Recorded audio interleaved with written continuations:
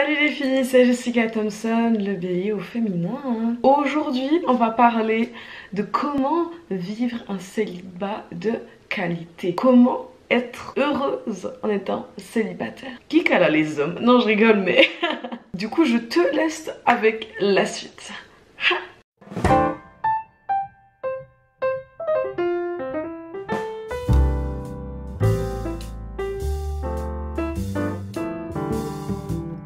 J'ai séparé cette vidéo en 10 points que j'aimerais aborder, 10 points qui me paraissaient importants justement pour réussir à se sentir bien, et des points aussi qu'il faut qu'on en parle pour essayer de comprendre qu'est-ce qui se passe et pourquoi en tant que femme en général on se sent mal d'être célibataire, on se sent inutile, tu sais, useless. On va pas se mentir, un homme qui est célibataire c'est pas la même chose qu'une femme célibataire. La femme qui est célibataire, soit c'est parce que justement elle est hyper dans sa carrière, soit c'est parce qu'elle a un problème. Vous comprenez ce que je voulais dire? Et encore beaucoup de personnes voient encore le fait qu'une femme qui mette en priorité sa carrière soit un problème. Du coup en fait ça mène justement à mon premier point. Il y a une pression sociétale sur les femmes d'avoir des enfants en fait et d'être mariée, et ça jeune, parce que quand tu es jeune tes œufs sont fertiles à un max et il faut que tu dépêches avant que l'horloge naturelle ne te dépasse. En fait je trouve qu'en 2020 notre génération de femmes on voit deux exemples. Soit on te met d'un côté la pression pour avoir des enfants, pour te dépêcher, pour être mariée parce que tu es un peu useless si tu es célibataire. Soit de l'autre côté on a le mouvement contraire à ça, mais qui est totalement contraire, c'est justement independent woman, boss lady, we need a man. Et en fait je pense qu'on peut comprendre que des fois on se perd un peu entre les deux. On est là en mode attends, je dois me dépêcher d'avoir des enfants mais en même temps je dois être hyper indépendante. Ça pose un peu problème au jour d'aujourd'hui aux femmes de savoir où elles en sont et pourquoi le célibat est mal vécu en fait, parce que tu sais pas vraiment si c'est au jour d'aujourd'hui, je pense qu'on sait pas vraiment si on est bien ou pas. Et d'un côté il y a des gens qui tu peux te sentir mal parce qu'il y a des gens qui vont te dire non tu dois être forte, tu dois être indépendante, tu dois pas avoir besoin d'hommes, et de l'autre côté tu as des gens qui te disent ah mais tu dois avoir des enfants et tout et tout et tout et tout. Ensuite le deuxième point qui me paraît justement important de relever, l'image de la femme dans les films de l'eau de rose, dans les films romantiques, dans les films Hollywood. Ça c'est les problèmes d'Hollywood, c'est Hollywood qui nous aura matrixé. Notre façon d'être dépend souvent en fait d'un homme. Heureusement au jour d'aujourd'hui on a beaucoup de films qui ont été produits maintenant par des femmes, mais c'est vrai que les premiers films, moi quand j'avais genre je sais pas entre 10 et 16 ans, tu vois là, ça c'est vraiment la période de l'adolescence où ton corps il commence à changer, tu commences à découvrir les hommes, tu commences à avoir des seins, tu commences à avoir tes règles, bref toute une histoire. Tu tombes beaucoup sur des films d'amour, et en fait moi en tout cas quand j'ai regardé ces films à cette période là, la plupart des films avaient été réalisés par des réalisateurs hommes, donc avec une vision assez un petit peu machiste de la femme. Il y avait beaucoup moins de femmes protagonistes de l'histoire, et si elles étaient justement la protagoniste de l'histoire, c'était toujours en relation à l'amour. Donc ça veut dire ça va être quelqu'un une femme qui travaille dans un endroit, tout ça tout ça tout ça, et en fait elle n'est pas heureuse parce qu'elle est seule, tu vois ce que je veux dire? C'est souvent des choses comme ça, et d'un coup à Noël elle rencontre son mari, bref c'est toujours des histoires comme ça. Donc en fait c'est vrai que toi quand tu regardes ça tu te positionnes et tu te dis ah ok, donc devenir une femme, devenir adulte, une femme, c'est être avec un homme, tu vois, tu te dis que c'est ça la base avant d'être une femme accomplie à toi-même. On vaut pas une femme entière si on n'a pas d'homme, c'est ça qui est un petit peu triste. Ensuite le troisième point, c'est si on reste justement dans la période d'adolescence, dans la période où tu grandis, dans la période où tu te découvres, il y a cette compétition entre les filles pour les hommes. Ça c'est incroyable et c'est inutile. Je jette la pierre à personne parce que je suis passée par là aussi. Les hommes qui vont regarder cette vidéo, vous savez pas, mais les femmes, quand on a entre 13 et 16 ans, on va dire 13, 16, voire 20 ans même dans le futur des fois, on se bat pour vous en fait. Moi perso, j'ai perdu une pote parce qu'elle essayait de pécho mon gars. Elle essayait de pécho le mec en qui j'avais des visions, tu vois ce que je veux dire. Et elle essayait de trucs. J'ai perdu une pote comme ça, et il y a plein de filles qui vont se reconnaître dans mon histoire. C'est un truc de ouf quand tu grandis, quand tu commences à devenir gentiment une femme. Mais il y a une espèce de compétition pour les hommes, parce qu'en fait nous tout d'un coup notre horloge elle fait ta ta ta ta ta, et la société elle te dit ah tu dois avoir des enfants, tu vois. Du coup on se dit oh putain faut que je me dépêche de choper les hommes avant qu'ils se voient plus, parce qu'après ils sont tous célibataires ou gays, tu vois ce que je veux dire. C'est hyper débile. On est je crois 7 milliards sur la planète, je crois qu'on devrait y arriver de trouver chacun un homme. Moi quand j'étais plutôt adolescente, j'avais peut-être un copain, bah dès que ça se finissait je prenais ça comme une pause avant de trouver un autre copain, parce qu'il fallait que je me dépêche, parce qu'après il n'y en aurait plus en avoir des hommes, tu vois, c'était un peu un truc comme ça, c'est un peu débile, hein. Eux ils pensent pas comme ça du tout, eux ils vivent leur meilleure vie comme ça, ils voient même pas tout ça, ils ont pas de problème. La seule chose qu'on leur dit c'est ayez un bon métier. Et du coup ce que je dis ça amène avec mon point numéro 4. Les hommes ils ont beaucoup moins de pression sur fonder une famille en fait. Un homme on va commencer à lui dire ah mais ce serait le moment que tu te maries ou aies des enfants quand il aura minimum 30 ans. De 30 à 35 là on va commencer à lui dire eh mais tu veux pas trouver une femme, tu veux pas t'installer, faire des enfants et tout ça. Alors que nous les femmes désolée, mais dès qu'on a 20 ans, il y a des gens qui nous demandent directement ah t'es célibataire, ah c'est quand est-ce que tu vas te marier. Dès qu'on a 20, donc on a 10 ans de décalage. Ça rend aussi quand on a la vingtaine les relations assez un petit peu plus compliquées. Je trouve, en tout cas moi je parle que de mon expérience, hein. Je connais pas les expériences de tout le monde, mais je parle de mon expérience, c'est un peu plus compliqué parce que quand tu as 20 ans, bah il y a beaucoup de gens qui te mettent un petit peu la pression pour avoir des enfants, pour te marier, pour être en couple en fait, parce que même à 20 ans t'es seule. Toi t'as soit ma daronne qui va te dire profite, et t'as soit les autres qui vont te dire ah mais ce serait bientôt le moment de penser à te marier et avoir des enfants. Et en général c'est aussi souvent par exemple si je prends un oncle dans ma famille qui va me dire ah ok t'as 20 ans, tu rentres dans ces études là, ok, mais oublie pas de faire une pause pour te marier. Ça c'est des paroles claires, hein, c'est des paroles cash, tu vois ce que je veux dire. Genre, vraiment nous en tant que femmes, on est attendu de se marier et d'avoir des enfants. Sauf que, vu que les hommes, eux, n'ont pas de pression avant leur trentaine, quand ils ont 20 ans, ils n'ont pas envie de se marier, ils n'ont pas envie d'avoir des enfants. Vous comprenez ce que je veux dire? Ils pensent pas du tout à ça. Et de toute façon les hommes ils pensent pas à ça. Les hommes ils pensent pas à avoir des enfants ou à se marier tant qu'ils n'ont pas rencontré la go à qui ils veulent avoir des enfants et ils veulent se marier. Nous les femmes, nous on est prêtes. Déjà on sait qu'on... Toi je veux dire c'est un peu nous qui programmons tout ça dans nos têtes. Nous quand... Et vous êtes d'accord avec moi, moi quand j'avais 12 ans je savais déjà à quel âge je voulais me marier, à quel âge je voulais avoir des enfants. Et je me rappelle que je disais qu'à 23 ans je voulais être mariée. Là j'en ai 22. Wesh, il n'y a même pas de gars dans ma vie. Ensuite, mon 5e point, ça va être que justement, être célibataire, c'est le moment en fait d'apprendre à te connaître toi en fait. Qui tu es vraiment toi, ce que tu aimes, ce que tu n'aimes pas, ce que tu adores, ce que tu détestes, ce que tu peux rire, ce qui te fait rire et ce qui te fait pleurer, ce qui te rend anxieuse comme ce qui te rend heureuse. Apprendre à se connaître dans tous les points possibles. Et quand je dis tous les points, c'est aussi... allez découvrir là en bas comment ça se passe. Et je sais qu'il y a beaucoup de personnes qui vont dire que c'est tabou. La masturbation masculine ça passe, mais la masturbation féminine ça passe pas. Tu vois, il y a vraiment beaucoup de choses alors que en fait c'est totalement normal des deux côtés. Donc je voulais juste mettre une petite parenthèse par rapport à ça. Là ça va être le moment d'avoir des temps pour soi. Ça du me time. Ça vraiment me time. La seule personne qui est dans ma vie c'est lui là. C'est tout. C'est la seule personne à qui je dois des comptes.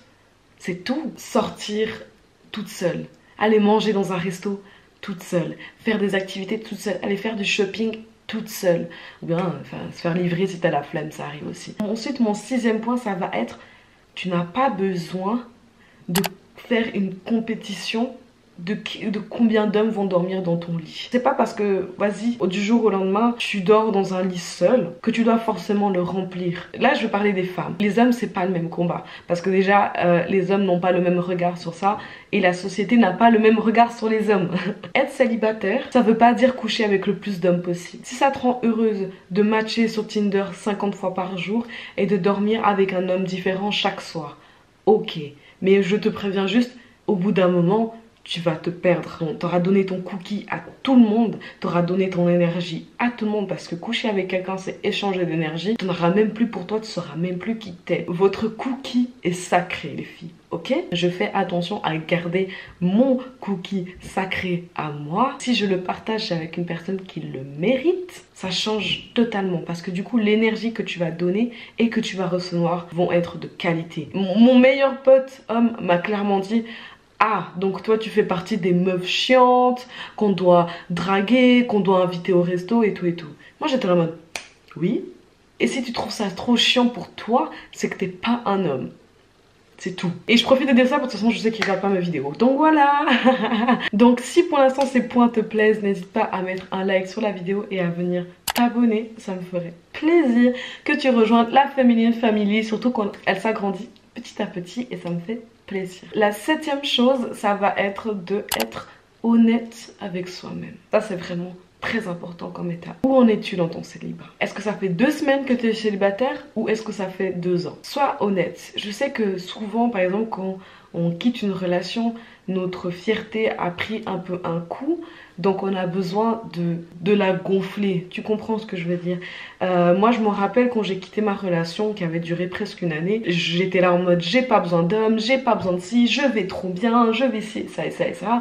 Et en fait je me mentais à moi-même et en fait tout d'un coup le soir bah, je rentrais à la maison et j'enlevais ce masque et tout d'un coup j'avais besoin de pleurer et je pleurais dans mon sommeil quoi. Une rupture c'est un peu comme un deuil. C'est presque plus dur qu'un deuil parce que la personne existe toujours. Et c'est presque plus difficile de faire un deuil de quelqu'un qui existe encore parce que si tu veux le contacter, tu peux encore le faire en soi. Tu peux retomber encore dans le schéma de lui réécrire ou de retomber dans ses bras ou de même recoucher avec lui. J'ai vu trop de filles qui ouais non moi j'ai besoin de personne, je vais trop bien et tout d'un coup 2 semaines après elle te dit ouais je me suis remis avec mon ex.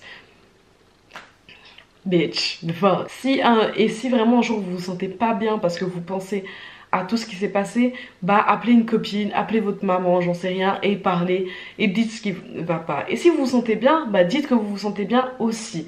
Être célibataire, c'est un processus. La première étape, ça va être de guérir. Et la guérison se fait pas en 2 jours. Et après guérir, il y aura l'étape de construire, se reconstruire, construire qui on est, cette nouvelle personne, cette nouvelle énergie. La 8e chose qui est pour moi très importante, ça va être de prendre le temps de faire ce qu'on veut faire parce qu'on n'a pas le temps de le faire ou qu'on n'arrive pas à le faire ou qu'on n'osait pas le faire.